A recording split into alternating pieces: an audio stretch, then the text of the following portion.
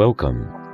Biblical faith is explained in this 10-lesson series clearly and correctly by using the text of God's true book, the Bible. I invite you to use the links on this introduction for direct access to the publication of this series on the web. The video of Lesson 1 begins in a moment.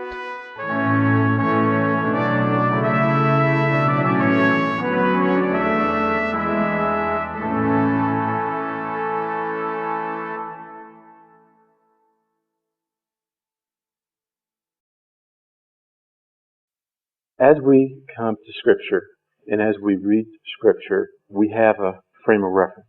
And our frame of reference comes from things that we've read, comes from things that we've heard, taught, etc.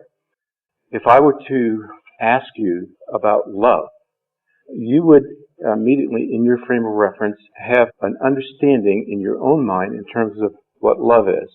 And if I asked you the same thing about grace or righteousness or faith, any one of those things, you have in your mind a frame of reference that you would speak from.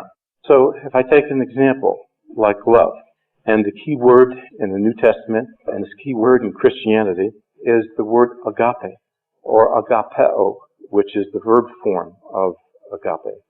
We know that as we read Scripture in 1 John, it says that God is love. If we go to John chapter 3, verse 16, for God so loved the world that he gave his only begotten Son, that whosoever believeth in him should not perish, but have everlasting life.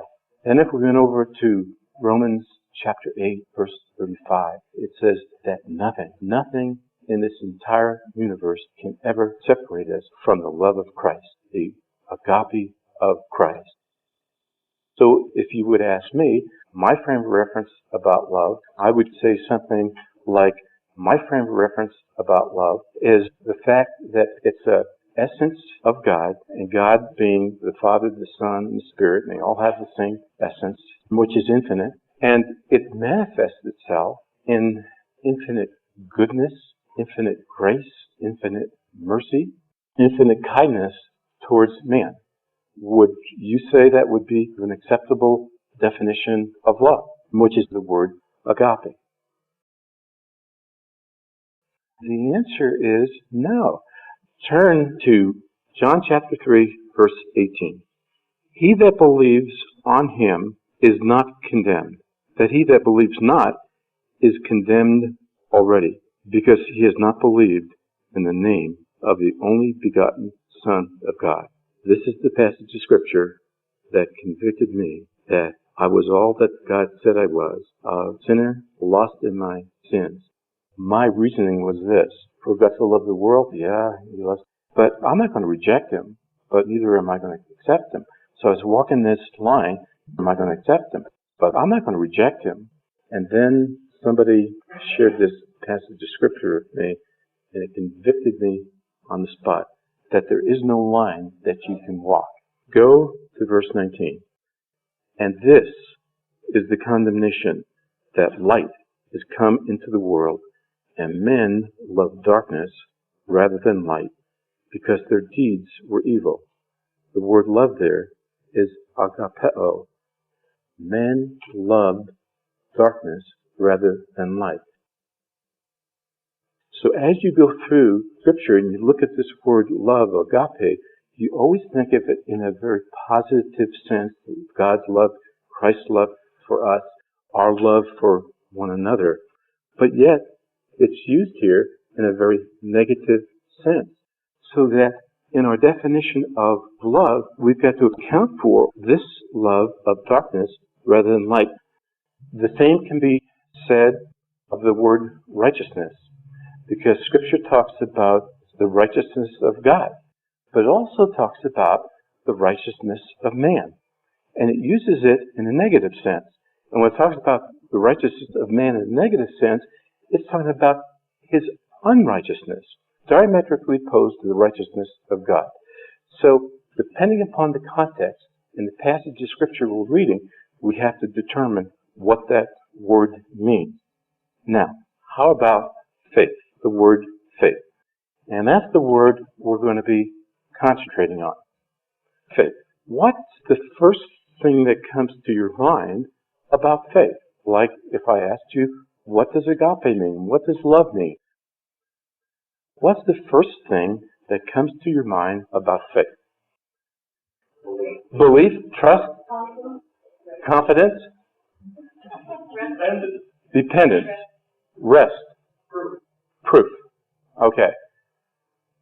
Now when we talk about trust, rest, dependence, whose trust, whose rest, whose dependence are we talking about? Ours. So when we talk about faith, we usually think of faith in terms of our faith, us. Focus is on personal faith. Nothing wrong about that, and nothing wrong about any one of those definitions. What I want to do is take a look at some passages of Scripture and see if the definition that you just gave me matches the definition that the passage teaches us.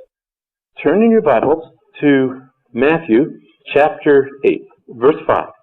And when Jesus was entered into Capernaum, there came unto him a centurion, beseeching him, and saying, Lord, my servant lies at home, sick of the palsy, grievously tormented. And Jesus said unto him, I will come and heal him. The centurion answered and said, Lord, I am not worthy. Look at the mental attitude of this centurion soldier. Now, who was in charge? Were the Romans in charge? I mean, they were in charge. Centurion, he's a leader of 100 men. He's a leader in the Roman army. He's got jurisdiction over the people there. Jurisdiction over the Lord Jesus Christ. And he says, I am not worthy. What a correct assessment that you should come under my roof, but speak the word only, and my servant shall be healed. For I am a man under authority, having soldiers under me, and I say to this man, go, and he goes, and to another, come, and he comes, and to my servant, do this, and he does it. When Jesus heard this, he marveled, and said to them that followed, Verily I say unto you, I have not found so great faith, no, not in Israel. As the Lord Jesus Christ, from his frame of reference, looks at all of Israel, he hasn't found that kind of faith. And he looks outside of Israel to those who are outside of the seed of Abraham, and he says, I have not found so great faith. And I say unto you that many shall come from the east and the west, and shall sit down with Abraham, Isaac, and Jacob in the kingdom of heaven. But the sons of the kingdom shall be cast out into outer darkness, and there shall be weeping and gnashing of teeth. And Jesus said unto the centurion, Go thy way, and as you have believed, so be it done unto thee. And the servant was healed in the very same hour. Question. This centurion's faith, was it trust, dependence, reliance, and all of the things that you've mentioned? All of the above. True. So our definition, our understanding of faith, so far, it holds. Now I want you to turn to one more. Just turn over to the book of Hebrews in chapter 11. What I like to call the Hall of Famers of faith. God has his own Hall of Fame, and he puts believers in his Hall of Fame. And so you start out with verse 4. By faith, Abel offered unto God a more excellent sacrifice than Cain. Then you go to verse 5. By faith, Enoch was translated that he should not see death. And then verse 7. By faith, Noah, being warned of God of things not seen as yet, moved with fear and prepared an ark for the saving of his house. Verse 8. By faith, Abraham, when he was called to go out into a place which he should after receive for an inheritance, obeyed, and he went out not knowing where he went. Verse 20. By faith, Isaac blessed Jacob and Esau concerning the things to come. Verse 21, by faith, Jacob, when he was dying, blessed the sons of Joseph. Verse 23, by faith, Moses, when he was born, was hidden 3 months by his parents. Verse 24, by faith, Moses, when he was come to years, refused to be called the son of Pharaoh's daughter. Verse 30, by faith, the walls of Jericho fell down, and they were compassed about 7 days.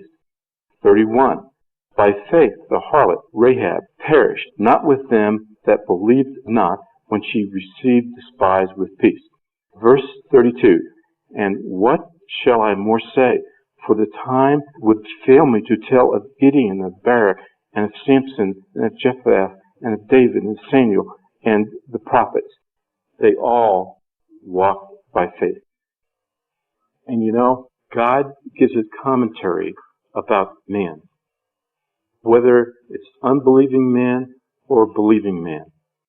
He has his frame of reference about man. And the wonderful thing is this, that he shares it with us, whether it be negative or whether it be positive. And look at God's frame of reference on those who walk by faith. And we're asked to walk by faith. Here's God's commentary about walking by faith. Look at verse 38. Of whom the world was not worthy. They wandered in deserts and in mountains and in dens and caves of the earth. But those words there, of whom the world was not worthy. What is interesting is this. As we walk by faith, and that's all the Lord ever asks us to do, is to walk by faith, moment by moment in our lives. And God will say about us, and the world is not worthy of us. Isn't that a wonderful commentary? Don't you want to be in this Hall of Fame with all of these others? I do. I would love to have the Lord say of me that the world was not worthy of me. But it's the Lord Jesus Christ in me. It's not me, but it's the Lord Jesus Christ in me. I'm going to close here, but I want to tell you where we're going and what we're going to be doing in the next couple of weeks. We're going to be looking at faith. And next week I'm going to show you that there are many aspects of what I indicated here as biblical faith. And understand there's a whole category of non-biblical faith which is also listed in Scripture. And as we look at biblical faith, we're going to find this, that faith has an essence. And we'll look at the very essence of faith. And when we look at the essence of faith, we're going to find out it has nothing to do with us. Zero. Nothing to do with us. And when we think that faith is trust, dependence, reliance, etc., that's good. But that has nothing to do with faith in its essence. We're going to look at faith where, as you go through Scripture, there's a definite article that talks about the faith. And if you're coming to a passage of Scripture like that, and if you're thinking about your trust, your dependence, your reliance, your belief, the passage doesn't make sense. And so you hit these passages of Scripture where your frame of reference about faith doesn't make any sense. So we're going to be looking at that. But when we come to passages like we just read in Matthew and in Hebrews 11, where it talks about personal faith, our faith, then our frame of reference, our understanding in terms of trust, dependence, and reliance, and all of that, that's good definition. Then there's another aspect of faith as a principle, because Scripture talks about the law of faith. So now if you put the law of trust, reliance, dependence, it doesn't quite fit.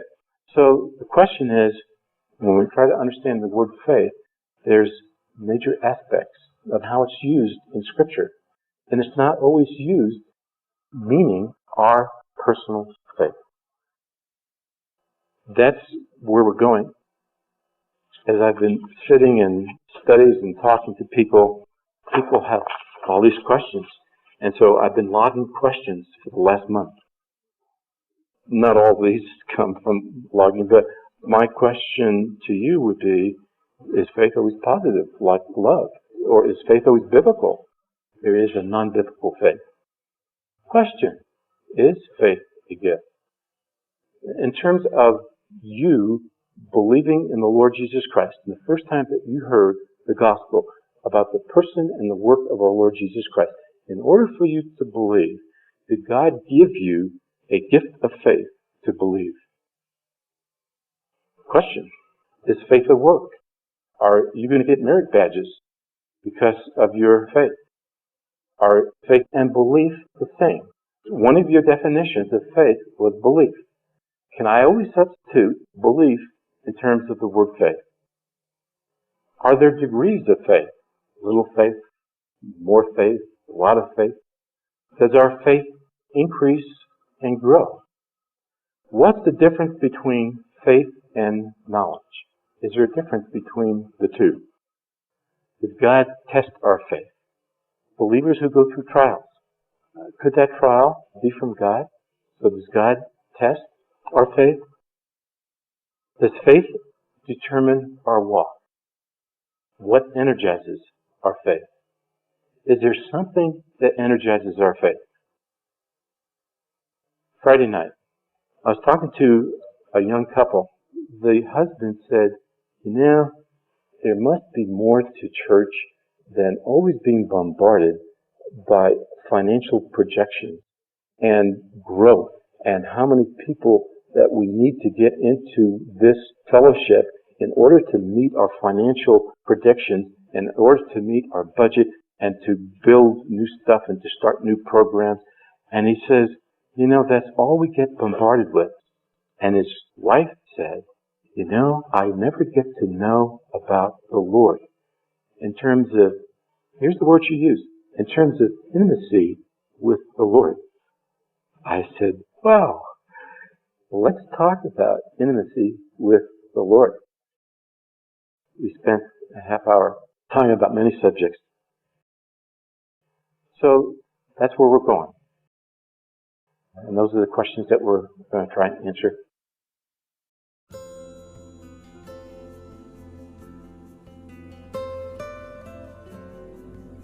That concludes the video of Lesson 1 in this series on biblical faith.